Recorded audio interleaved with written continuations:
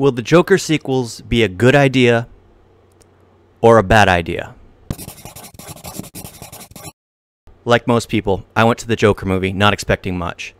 From things you heard coming from the set, actors themselves saying fans would not enjoy the movie, I went in basically just not caring. We ended up with movies that built up to this endgame climax,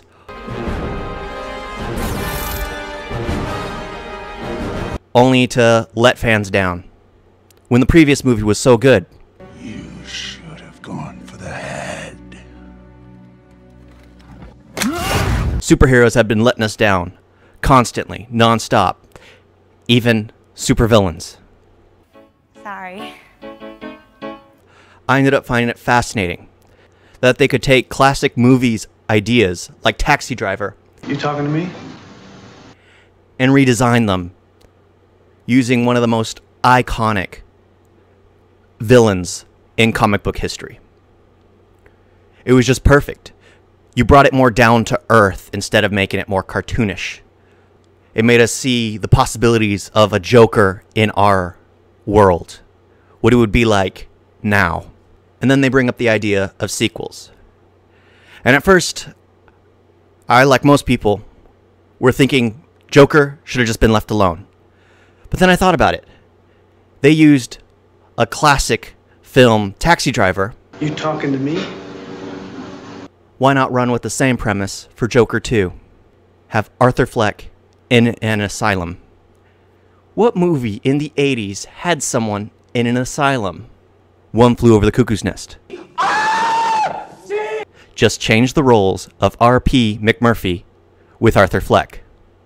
What better than to have the Joker in One Flew Over the Cuckoo's Nest? You can call me Joker. Of course, some of the story might have to change to fit in for a trilogy. There would be no better Joker 3 than remastering it with A Clockwork Orange. And make you ready for a bit of the old ultra-violence. It's cringing, but that begs the question, would those movies be any good? I, for one, love the fact that it was a low-budget film. It made it far more gritty. They had to be more artistic with the style, the way they did everything. They had to basically revolve everything around character, around the setting, not so much special effects. And it worked. However, if you give too much money to the budget of the film, would it lose all of its substance? I, for one, think it would be fascinating to see an Escape from Arkham done in the style of One Flew Over the Cuckoo's Nest, or A Clockwork Orange done with pretty much the Joker, killing the Joker feel. I, for one, would be excited to see them.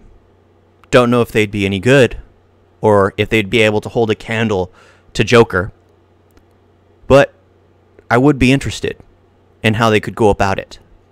Would it be best if they left Joker alone? Yes.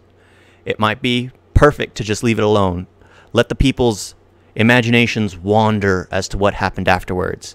Because sometimes when you create sequels to a masterpiece, you end up alienating everyone who ever cared for something.